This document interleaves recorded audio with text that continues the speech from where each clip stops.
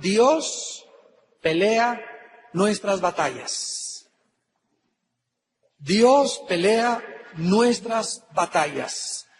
Una de las cosas más importantes que nosotros debemos aprender como cristianos es que si Dios no está con nosotros, nunca ganaremos ninguna batalla. Si Dios no está de tu lado, no va a poder funcionar tu matrimonio. Si no tienes a Dios de tu lado, tus enemigos te derrotarán, te humillarán y te avergonzarán. Si Dios no está de tu lado, no vas a poder sacar a tu familia adelante. Si Dios no está de tu lado, no importa el negocio que emprendas, si Jehová no edifica la casa, en vano trabajan los que la están construyendo.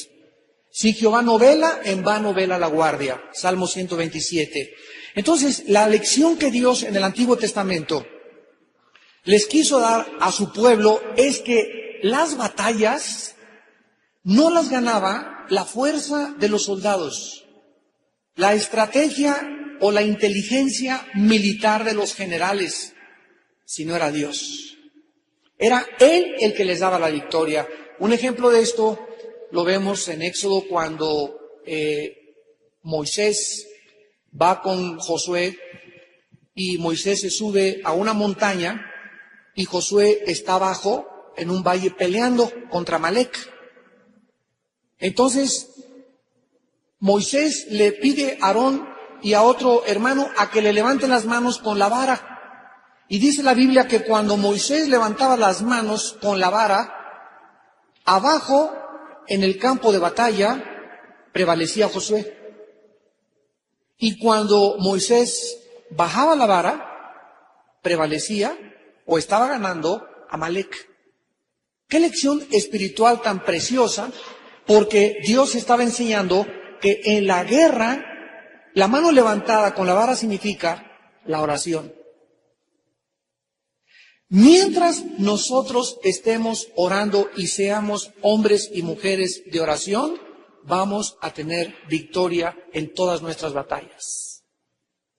No existe ninguna victoria, ni ninguna pelea, ninguna lucha en la vida que pueda ser ganada por fuerzas humanas, por habilidades humanas, por capacidades humanas, por la inteligencia o el conocimiento del ser humano. Todo es ganado a través de la oración. Si tú no eres una persona disciplinada en la oración y no oras por lo menos, todos los personajes de la Biblia, Daniel, Abraham, Moisés, David, Jesucristo, oraban 3 veces al día. Oraban en la mañana, en la hora sexta, en la hora novena, en la mañana a las 12 o más o menos y a las 3 de la tarde. Era el tiempo de oración de todos los hombres de Dios. ¿Estás tú acostumbrado a orar así? No levantes tu mano. Pero antes de comenzar a entrar en materia, vamos a ver algunos versículos que nos van a servir para demostrar que toda la guerra en la tierra de Canaán, después de que Josué se quedó con todos los hijos de los que habían salido de Egipto para comenzar a introducirlos a Canaán, Dios le muestra a Josué la misma lección que va a ser el tema de nuestra serie. Vean ustedes, por ejemplo, Josué 10. Vamos a dar una vista panorámica al libro de Josué. Josué 10, versículo 8. Josué 10, versículo 8. Y Jehová dijo a Josué, no tengas temor de ellos, porque yo los he entregado en tu mano. Y ninguno de ellos prevalecerá delante de ti. O sea que si Dios a nuestros enemigos no los humilla, nosotros no los vamos a humillar. Si Dios no es tu escudo y tu fortaleza delante de ti, las flechas de tus enemigos y de mis enemigos me van a lastimar y me van a herir. No tengas temor, porque ninguno de tus enemigos va a prevalecer contra ti. Yo los estoy entregando en tus manos. Versículo 14 del mismo capítulo. Y no hubo día como aquel, ni antes ni después de él, habiendo atendido Jehová la voz de un hombre, porque Jehová peleaba por Israel. ¿Se imaginan ustedes quién le iba a ganar a Israel? Imagínate nada más, si Dios con nosotros, ¿quién contra nosotros? Versículo 24 y 25 del mismo capítulo. Y cuando los hubieron llevado Josué, llamó Josué a todos los varones de Israel y dijo a los principales de la gente de guerra que habían venido con él: acercaos y poned vuestros pies sobre los cuellos de estos reyes. Y ellos se acercaron y pusieron sus pies sobre los cuellos de ellos. Y Josué les dijo: no temáis, ni os atemoricéis, sed fuertes y valientes, porque así hará Jehová a todos vuestros enemigos contra los cuales peleáis.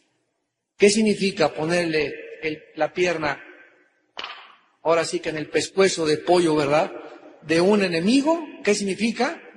Que tú lo has derrotado. Pero no eres tú, sino Jehová el que lo puso en el suelo para que tú lo pisaras. Cristo les dijo a sus apóstoles: hollaréis serpientes y escorpiones, y ningún enemigo ni fuerza del enemigo os hará daño. ¿Saben ustedes que en el Nuevo Testamento los enemigos que tenía Israel eran físicos y eran reyes? Y ahora nuestros enemigos, ¿quiénes son? Efesios 6:12. No tenemos lucha contra sangre y carne ya. En el Antiguo Testamento todas las batallas eran con escudo, y tú te preguntas, ¿por qué tantas guerras en el Antiguo Testamento? Porque todas las estrategias militares, espirituales del Antiguo Testamento son una ilustración en el Nuevo Testamento de nuestras guerras espirituales. La misma forma como se ganaba físicamente la guerra en el Antiguo Testamento, se gana espiritualmente en el Nuevo Testamento. Ahora no tenemos lucha contra sangre y carne, ahora no estamos con escudos y con espadas, sino ahora luchamos contra huestes espirituales de maldad, contra enemigos invisibles, demonios, principados, potestades, y contra el príncipe de las tinieblas, el cual él nos puede ver y nosotros no lo podemos ver. Estamos en desventaja. ¿Saben ustedes que ahora en la guerra de Irak, cuál es el más grande problema que nunca en ninguna guerra se había visto? Que los soldados americanos no saben quién es el enemigo, porque están disfrazados de civiles. En una guerra, tú ves, en la Segunda Guerra Mundial, ese es, con el casco, es nazi, y traían su uniforme de nazis. Me lo he hecho. En la guerra de Corea, en la guerra de Vietnam, ¿sabías quiénes eran los soldados por el uniforme que tenían? En esta guerra de Irak, no saben porque no están disfrazados con uniforme militar. Traen uniforme civil y llegan a los campamentos de los americanos con bombas humanas, como suicidas, y es una guerra que va a ser imposible poder ganar. Pues esto es una ilustración de nuestra guerra. Estamos luchando contra enemigos que no vemos. Tu casa, a lo mejor, está en el tinaco arriba de tu casa. A lo mejor los tienes debajo del colchón. Hasta en los zapatos tienen demonios algunos, en los calcetines. Y tú no sabes ni por dónde se te han metido. Qué terrible que comiencen a entrar a tu casa y comenzar a minar tu casa. Y tú de repente en tu casa hay muchos gritos en la casa, hay mucha amargura. Mis hijos pleito y pleito y pleito. Mi esposo y yo pique y pique y pique. No se respira la paz. Y nos damos cuenta que dice Santiago, donde hay celos y amargura, ahí está la sabiduría animal, terrenal, diabólica. Santiago capítulo 3. Esos son los síntomas que nos podemos nosotros dar para darnos cuenta que estamos rodeados del enemigo. Entonces, si no estamos con Dios y si no es Dios el que nos está protegiendo, estamos en desventaja. Veamos ahora el versículo 42 del mismo capítulo 10 de Josué, versículo 42. Todos estos reyes y sus tierras los tomó Josué de una vez, porque Jehová, el Dios de Israel, peleaba por Israel. ¿Se dan cuenta cuántas veces aparece esta frase en el libro de Josué? Sigamos leyendo, capítulo 23 de Josué. Capítulo 23 de Josué, versículo 3. 23:3.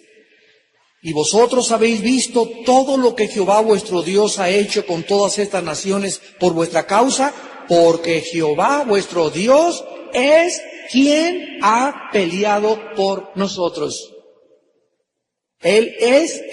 Josué le recordó, fue Dios el que nos dio la victoria. No nos enorgullezcamos.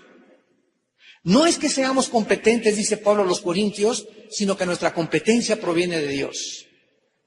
No es que yo sea muy salsa, ni muy habilidoso para hacer negocios, ni tampoco el dinero que has hecho o que yo he hecho, o la casa que tengo, o el carro que tengo, o la prosperidad que hemos llegado, o los 5 doctorados que tengas, o las 5 licenciaturas, o lo que hayas alcanzado en la vida. No es por tu habilidad ni por tu fuerza. Ciego, es Dios quien te lo ha dado. Es Dios quien te ha dado la capacidad, la mente, la salud para hacer negocios, para hacer dinero. Y lo que Dios nos ha dado, nos los ha dado para que nosotros lo usemos para bendición de los demás. ¿Saben ustedes que desde que Dios comienza la Biblia y llama a Abraham, le dice a Abraham, ven Abraham, quiero hacer una nación grande de ti y engrandecer tu nombre? En ese momento Abraham, gracias Señor, ¿verdad? Por todo lo que vas a hacer conmigo. Yo sabía que yo tenía que ser grande, pero Dios no lo deja ahí. Le dice, para que tú seas bendición a los demás. Desde ahí parte Dios en el Antiguo Testamento. Dios me va a dar algo en la vida. Si Dios me hace un grande deportista, es para que cuando me retrate y cuando salga en el periódico, no me, que yo estoy muy bueno, sino para que ahí pueda yo dar testimonio de su poder. Si Dios me hace un grande artista, si Dios me hace un grande licenciado, un grande abogado, diputado, jefe de policía, senador, gobernador, no es para que ahí en la altura me enorgullezca. Porque el éxito enferma y marea al ser humano que no vive bajo la sumisión de Jesucristo. Ustedes lo saben muy bien, el poder enferma y el poder total corrompe totalmente. Esto lo dijo un emperador romano. Algo le pasa al ser humano al alcanzar el éxito que lo marea la grandeza. Los emperadores romanos llegaban ahí cuando la gente, ¡Hail César! ¡Hail César! ¡Hail César! Algo había en esta halago de la gente y de la multitud, lo que les pasa a los artistas, lo que les pasa a los políticos, lo que le pasa a cualquier persona. Cuando la gente comienza a halagarlos y exaltarlos, se enferman. Se enferman. Porque no fuimos creados para recibir gloria. Fuimos creados para que si alguien nos quiere dar gloria, la recibamos y la aventemos al cielo. Porque Dios no comparte su gloria con nadie. Y esto es lo que tenemos que entender, que Josué les quería recordar. Y finalmente en Josué 23, versículo 10. Un varón de vosotros perseguirá a 1000, porque Jehová vuestro Dios es quien pelea por vosotros, como Él os dijo. Muy bien, Israel, en el libro de Josué, finalmente estaba en la tierra de Canaán. La generación anterior, o sea, los que Dios sacó en Éxodo de Egipto, todos se quedaron muertos en el desierto, menos 2, Josué y Caleb. ¿Por qué se quedaron ahí tendidos en el desierto y no entraron a la tierra de Canaán? Simplemente lo dice Hebreos capítulo 4, porque no le creyeron a Dios. Dice la Biblia en el Nuevo Testamento que por la fe estamos firmes. Mientras nos mantengamos confiando en Dios, Dios nos seguirá empujando en la vida, y empujando en la vida, y empujando y dándonos fuerzas para vivir. Pero en el momento que la incredulidad entra a nuestra vida y comienzas a permitir, ay, ¿y por qué esto? ¿Y por qué el otro? No, si Dios estuviera conmigo, ya no me quiere Dios, ya me abandonó, ya nadie me quiere, estoy solito y solita, estaba en el hospital y nadie me visitó, en la cárcel, y cuando comienzas en la vida a amargarte, a murmurar, a quejarte, lo estás haciendo contra tu Creador. Y eso hace que te estanques en la vida. Eso impide que la gracia de Dios pueda continuar empujándote. Porque si la gracia de Dios va a actuar en mi vida, va a ser porque sigo creyendo, como dijo Job, aunque Él me matare, seguiré confiando en Él. Aunque me quitare a mi novio, y aunque me quitare a mi novia, y aunque se me cayera en mi casa, y aunque perdiera ese trabajo, y aunque perdiera ese hijo, yo seguiré confiando en Él.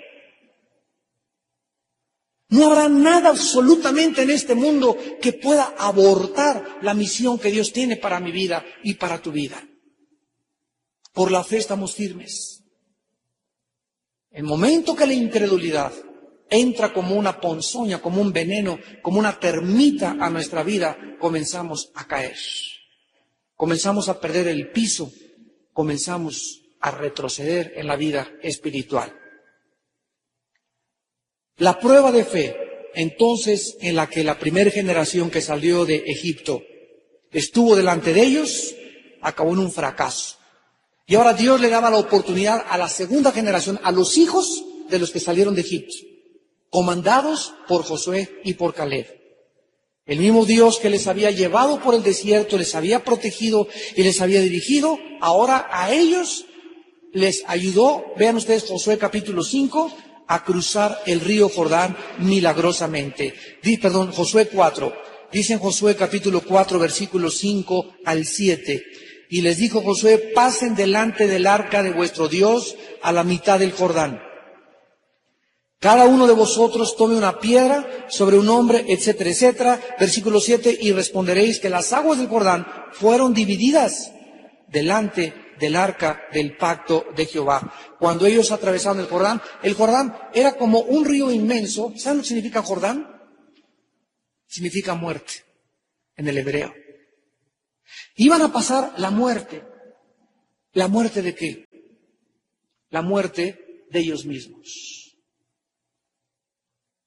Dice en 2 de Corintios 4, versículos del 10 al 12, porque nosotros estamos entregados a muerte todos los días por causa de Jesús, para que la vida de Jesús se manifieste a través de nuestros cuerpos muertos.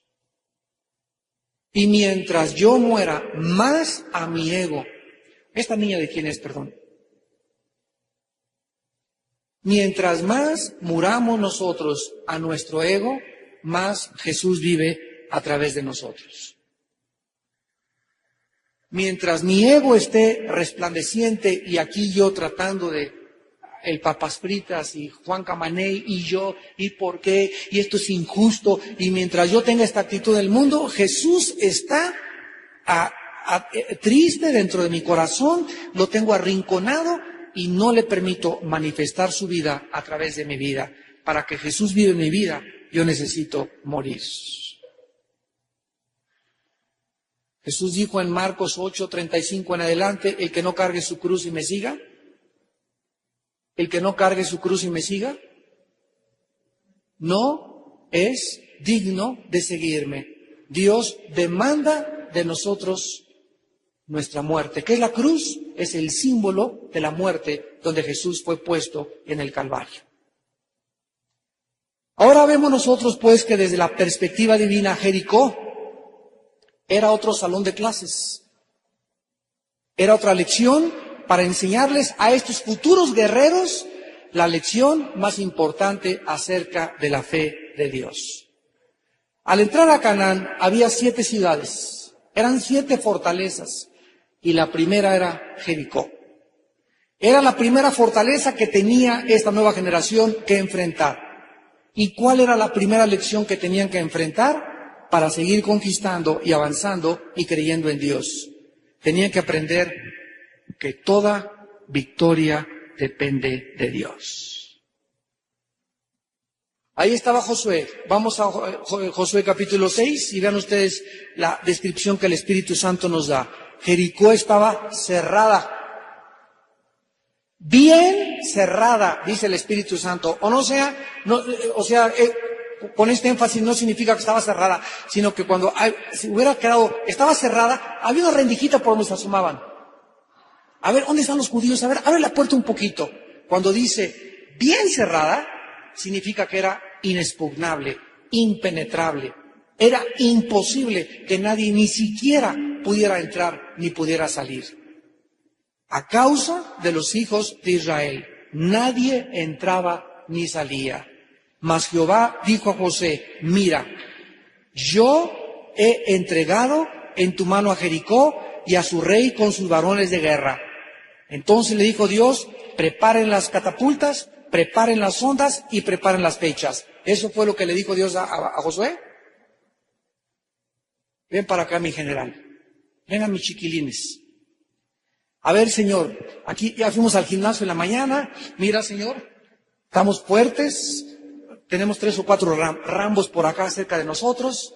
Estamos listos con nuestras catapultas. He hecho una planeación estratégica militar increíble. Vamos a saltar con las redes y con los ganchos y vamos a dar con las escaleras y vamos a derrumbarlos a ellos.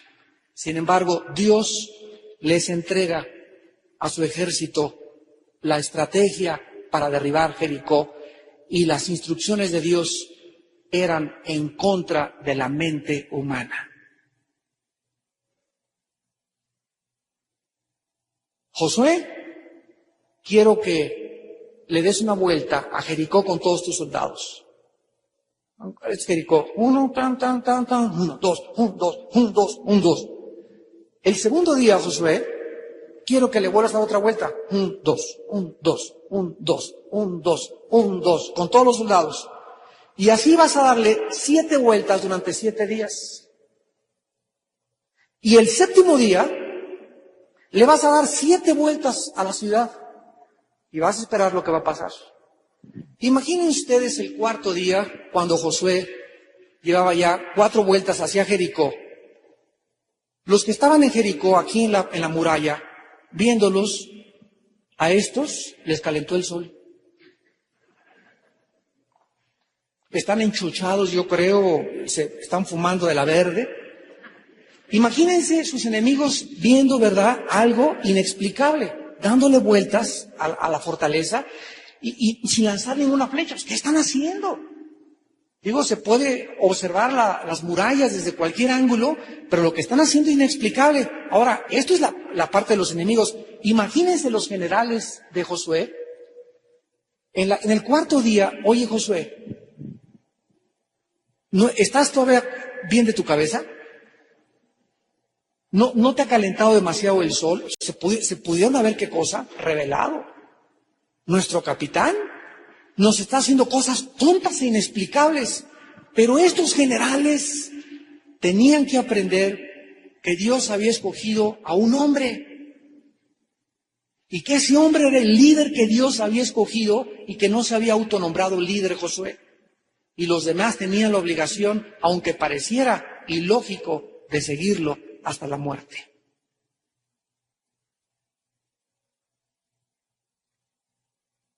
¿Pero qué fue lo que les dio la victoria?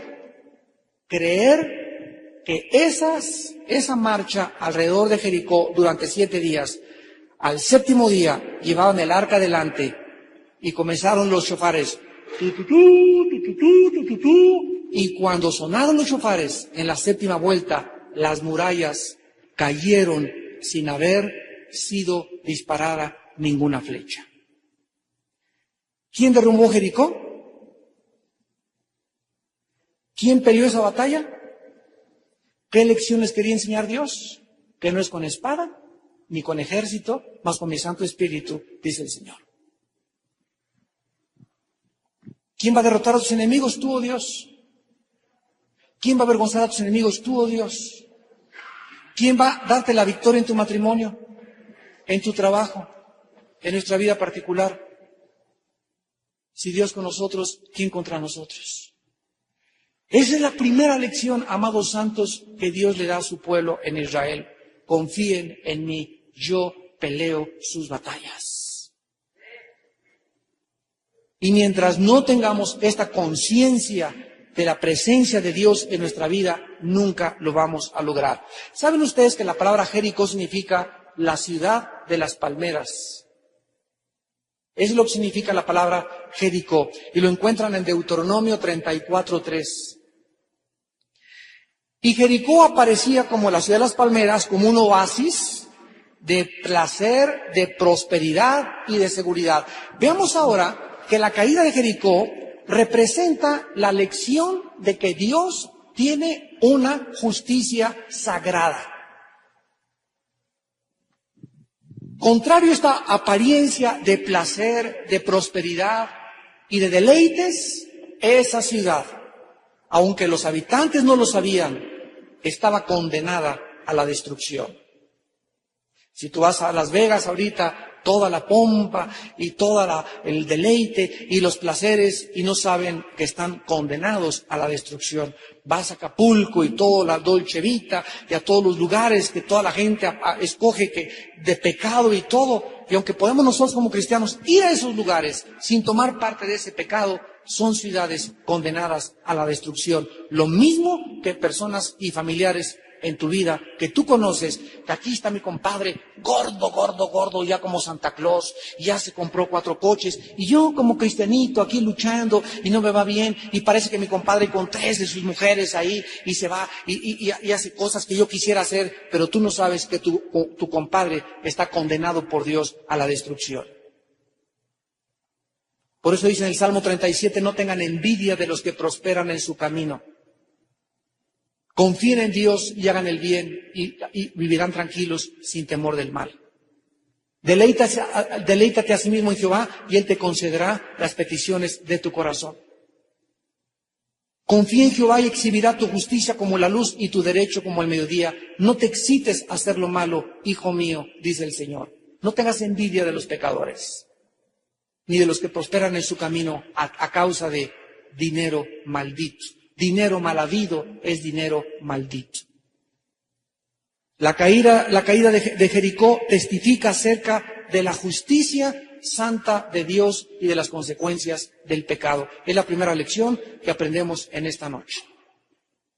Nos testifica acerca de la justicia santa de Dios, aunque parezca que muchas ciudades, aunque parezca que muchas personas, aunque parezca que muchas familias se están saliendo con la suya y están triunfando en el pecado, la Biblia nos enseña que hay gente que tiene éxito en el pecado.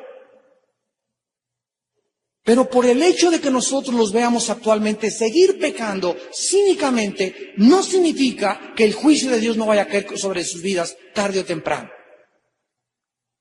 Tenemos un ejemplo en Jezabel. Jezabel estaba casada con un rey débil de carácter y ella era fuerte de carácter. Qué parejita, ¿verdad? Ella fuerte. Y le decía acá, métase el coche, me lo surto llegando a la casa. Y así hay muchas parejas, ¿verdad? Donde él es débil de carácter y ella es fuerte de carácter.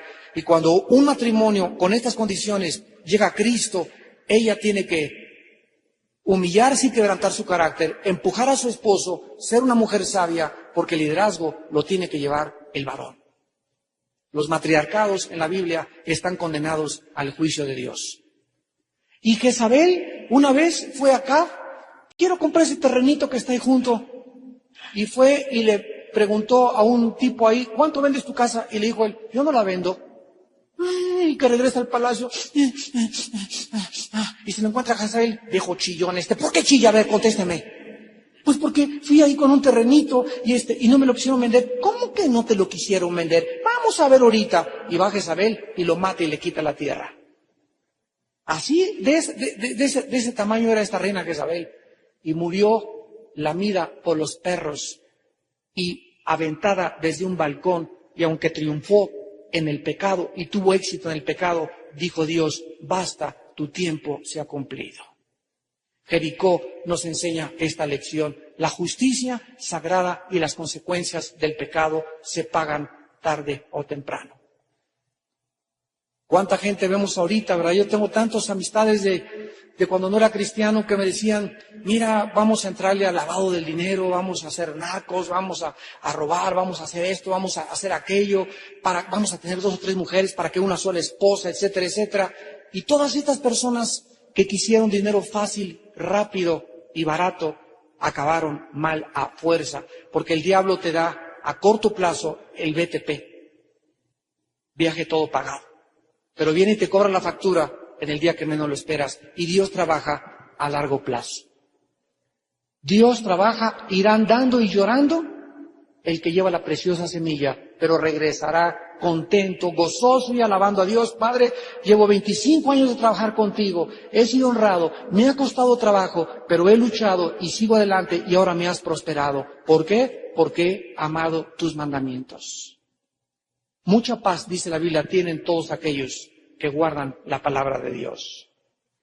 La segunda lección que tenemos en esta noche es: la justicia divina no es caprichosa. Dios no mandó el tsunami en el Asia para que 200,000 personas se murieran aproximadamente, solamente porque Dios es un Dios caprichoso. Antes de morir, Moisés predicó un sermón advirtiéndole a la nación de Israel: mi voluntad, mi habilidad, mi capacidad me ha dado lo que yo tengo, sino acuérdate que es Dios el que te da la fuerza para hacer lo que tú tienes en la vida. Dios les advirtió contra este pecado tremendo cuando ellos llegaran a prosperar. Y le hizo hincapié que no sería ni por la justicia ni por la bondad de ellos por lo que Dios les iba a entregar Canaán, sino por la maldad de los cananitas. Así como años más tarde Asiria y Babilonia se convirtieron en instrumentos para ejecutar los juicios sobre Israel, ahora Israel iba a ser un instrumento para castigar a Jericó. O sea, era un capricho de Dios que llegaran los judíos, rodearan Jericó y se murieran todos en Jericó, menos Rahab y su familia, como lo vamos a ver en las otras clases. No era un capricho de Dios. Ya los de Jericó habían oído de la santidad, de los caminos y de Jehová. Ya habían oído de él. Ya sabían que les había abierto el mar rojo. Ya sabían que les había abierto el río Jordán. Pero era una ciudad donde abundaba la astrología, abundaba la brujería, abundaba la inmoralidad. Los hombres tenían 2 o 3 o 4 mujeres. La mayor parte de las mujeres en Jericó eran prostitutas. Y Dios había tenido mucha paciencia esperando que estas personas pudieran cambiar su estilo de vida y nunca lo hicieron. Entonces le dijo a su pueblo: ustedes no van a ganar Jericó por su habilidad, yo voy a derrumbarla. Ustedes son mi instrumento porque ustedes son el brazo ejecutor de mi justicia. La justicia de Dios no es caprichosa. La destrucción de Jericó era el comienzo de la exterminación decretada en contra de la maldad humana. Dios, tarde o temprano, te dice: el juicio viene. El juicio viene, el juicio viene, ya párale, ya no peques, ya deja de pecar, ya deja de engañar a tu esposa, ya deja de estar robando en tu trabajo, y te he permitido llegar a un tiempo para que tú te arrepientas, y mi paciencia debe guiarte al arrepentimiento, pero tú no quieres entender. Y dice Dios, tal vez hoy en la noche para muchos, basta, llegó la hora en que el juicio cae sobre tu vida y la familia.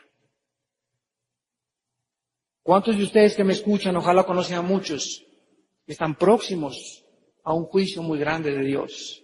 Han oído la palabra, han venido los domingos, han venido los miércoles. Dios te ha hablado a través de cassettes, a través de tu esposa, a través de tus hijos, a través de tus parientes, y tú sigues duro como una piedra, empedernido, terco, desafiante, creyendo que nunca te va a pasar nada, y estás muy equivocado. La caída de Jericó nos ilustra que el juicio de Dios tiene que caer tarde o temprano. Acusar a Dios de falta de misericordia es negar la justicia de Dios en contra del pecado. Terminemos leyendo Romanos capítulo 2. Nosotros nos preguntamos por qué se muere la gente, por qué aquello, esto es injusto, Dios no es un Dios de amor, sin saber lo que se encuentra detrás de la justicia santa decretada por Dios. Dice Romanos capítulo 2, versículo 4. ¿O menosprecias las riquezas de su benignidad, paciencia y longanimidad, ignorando que su benignidad te guía al arrepentimiento? O sea, ¿por qué? Pregúntate en esta noche: ¿no me ha juzgado Dios? ¿Cómo es posible que yo tenga 2 años de adúltera? ¿Cómo es posible que yo tenga ya 3 años que estoy robando, que estoy transando. ¿Cómo es posible que ya tenga yo 2 años que esa deuda de ese hermano, de esa lana que me prestó, ni siquiera le he dado un abono a ese dinero? ¿Cómo es posible que yo pueda seguir siendo tan cínico en la vida y tan desafiante a Dios y al mismo tiempo llamarme cristiano? ¿Sabes por qué dice aquí la Biblia? Por la paciencia de Dios. El hecho que ahorita todavía no te haya pasado nada es para que en esta noche tal vez entiendas que Dios te ha hablado por última vez y te vuelvas a Él en arrepentimiento con tu corazón quebrantado y contrito y le pidas perdón y digas: ya basta, en esta noche quiero dejar de pecar, Señor. Quiero dejar de hacer lo malo. Y yo sé que necesito tu fuerza y tu poder para poder salir, porque no tengo el valor ni dejar de esta mujer, ni dejar de robar. Entiendo que soy insuficiente. Ahora comprendo que tú peleas por mí y tú vas a pelear por mí. Yo te entrego mi vida en esta noche y yo te pido que en esta noche me fortalezcas. Pero necesitas tú tomar esa decisión para que Dios, al ver que tú tomas esa decisión, Él te respalda con su gracia y su misericordia. Anoche leía con mi esposa 2 Samuel 7 y quedamos impactados de algo que Dios nos habló. Se los quiero compartir. En 2 Samuel 7 Dios ratifica el pacto abrámico a David, diciéndole que de su descendencia vendría el reinado eterno del Mesías. Pero hay un versículo que dice que Dios no le quitaría a Salomón su misericordia como se la quitó a Saúl. Y nos quedamos, mi esposa y yo anoche, nos mirábamos y me dice: ¿hay alguna otra persona en la Biblia que tú sepas, Armando, a quien Dios le haya quitado su misericordia? Nos impactó tanto que me puse a buscar en la concordancia y todo, y encontré que es la única persona en el Antiguo Testamento a la que se le dice que Dios le quitó su misericordia. Y el pachonchote de Salomón tuvo como 1000 mujeres y no le quitó la misericordia a Dios. Y a Saúl se la quitó. ¿Por qué se la quitó? ¿Se acuerdan ustedes cuándo se la quitó? Y esto fue lo que nos impactó y con lo que quiero terminar. Saúl comenzó a ser influenciado por espíritus malignos, por demonios. Y Dios no hizo nada. Comenzó a agarrar lanzas y aventárselas a David. Comenzó a perder el juicio y la mente. Esto nos da cuenta que en el momento en que Dios se hace para atrás y permite que los demonios comiencen a afectar a una persona al grado de quitarle su razón, su coherencia, y la persona comienza a dar bandazos en la vida, es porque esa persona ya rebasó la línea de la paciencia de Dios. El 90% de las personas en instituciones psiquiátricas se encuentran en esas condiciones, o personas que tú conoces en tu familia o en mi familia o amistades que tenemos, que están bandeando mentalmente con conductas que la psicología le llama esquizofrénicas, que significa 2 o 3 personalidades, y aparecen como normales delante de la gente. No crean que son como los gadarenos, no. Hay gente que llega a su trabajo y tiene una cara, en su casa tiene otra máscara, y cuando llega a la iglesia se pone la máscara de San Cristóbal. Tiene 3 máscaras, ese hombre, esa mujer. Con sus amigas tiene una cara, con sus amigas cristianas tiene otra cara, y en su familia con su esposo tiene otra cara. Esto se llama desorden múltiple de la personalidad. Y es un juicio de Dios. La psicología le llama esquizofrenia, la Biblia le llama Dios ha quitado su misericordia sobre tu vida. El día que nosotros lleguemos a ese punto donde yo no tengo miedo al diablo, lo que puede hacer el diablo. Yo tengo temor en mi corazón de que Dios sea mi enemigo. No tengas temor de que el diablo sea tu enemigo. Mientras Dios esté de tu lado, ten temor de que Dios se vuelva contra ti.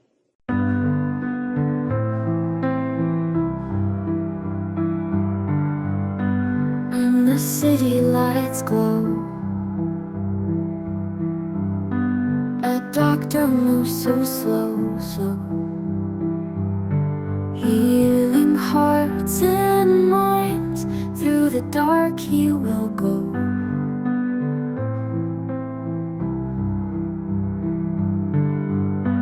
Patients come with fears, broken souls and tears. In his hands they're safe, time will mend their years. Doctor of dreams he is, healing hearts with skills. Lessons learned in pain, life's a spinning wheel.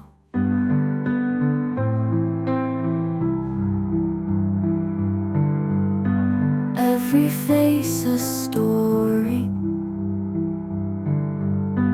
every scar a glory. In his care they find strength to move on fully. Lessons life may teach, found in every speech. Doctor's quiet heart, guiding those in reach.